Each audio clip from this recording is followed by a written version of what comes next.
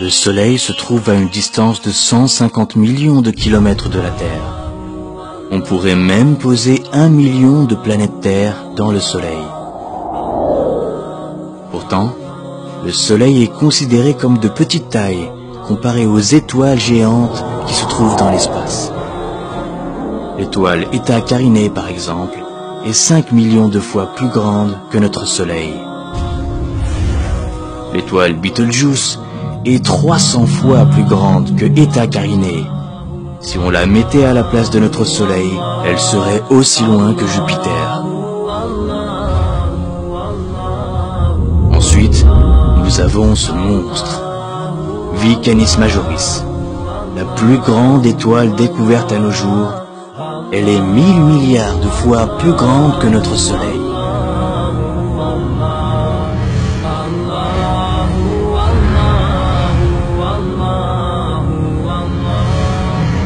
La Terre n'est plus qu'un vulgaire grain de sable.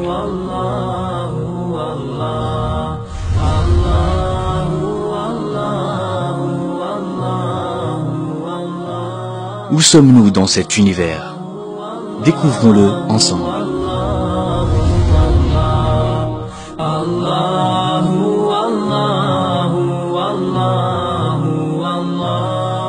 Si nous dépassons la couche thermosphère, située à environ 80 km au-dessus de nos têtes, nous verrions la Terre ainsi.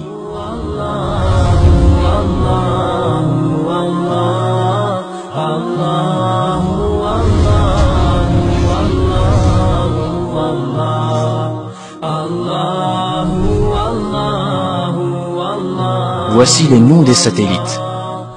Ils ont été mis en orbite autour de la Terre.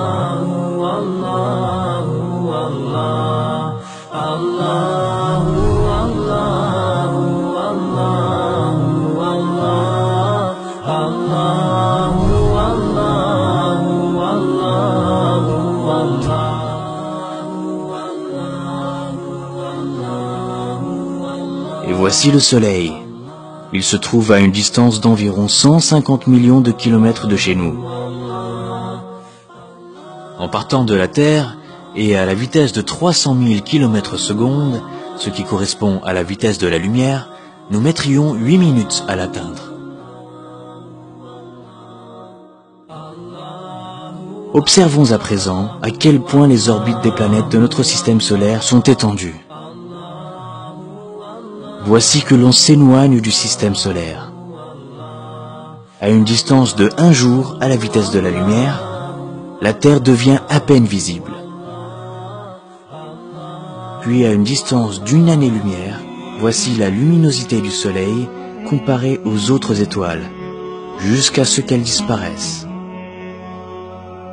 Regardez cette gigantesque sphère. Elle contient des millions d'étoiles. Nous sommes à une distance de 70 années-lumière de la Terre. Du haut de ces nouvelles contrées inaccessibles, elle n'est plus qu'une petite aiguille insignifiante dans une botte de foin galactique. La Voie lactée est alors à 100 000 années-lumière. Puis, la Voie lactée, à son tour, devient un tout petit point parmi des centaines de milliers d'autres galaxies, et a fortiori, parmi des milliards d'autres galaxies, à une distance de 100 millions d'années-lumière. En poursuivant ce voyage cosmique, nous atteignons des distances qui défient l'entendement. Nous voici aux confins des constellations, à 5 milliards d'années-lumière, et ceci est ce que l'on a pu mesurer de plus grand à ce jour. Ce sont les cartes les plus lointaines que l'on puisse observer, et les derniers reflets du Big Bang. Arrivé à la fin de cet incroyable voyage intercéleste, à une distance époustouflante de 13,7 milliards d'années-lumière, et qui contient des trillions de galaxies, nous voilà en vérité dans le premier ciel du bas monde et ses ornements. Zinatus Samae Dunya. Tout ce que l'on vient d'entendre et de voir sur les étoiles et ses orbites, ses galaxies et ses astres, et si l'on se conformait aux nouvelles théories des multiverses ou métaverses, tout cela n'est autre que le ciel du Samae Dunya, le premier ciel du bas monde. Au-dessus se trouve donc un second ciel, et au-dessus un troisième, et ainsi de suite, jusqu'à atteindre 7 cieux superposés. Et conformément au hadith du prophète Mohammed sallallahu alayhi wa sallam, les 7 cieux comparés au siège d'Allah ne sont semblables qu'à un anneau jeté dans le désert. Et le siège d'Allah comparé à son trône n'est semblable qu'à un anneau jeté dans le désert.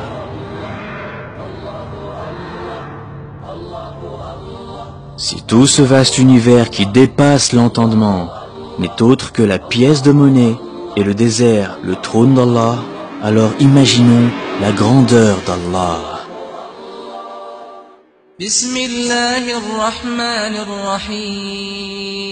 Au nom d'Allah, le tout miséricordieux, le très miséricordieux. Le tout miséricordieux s'est établi istawa sur le trône. Alors, c'est qui le plus grand de l'univers? Allahu Akbar.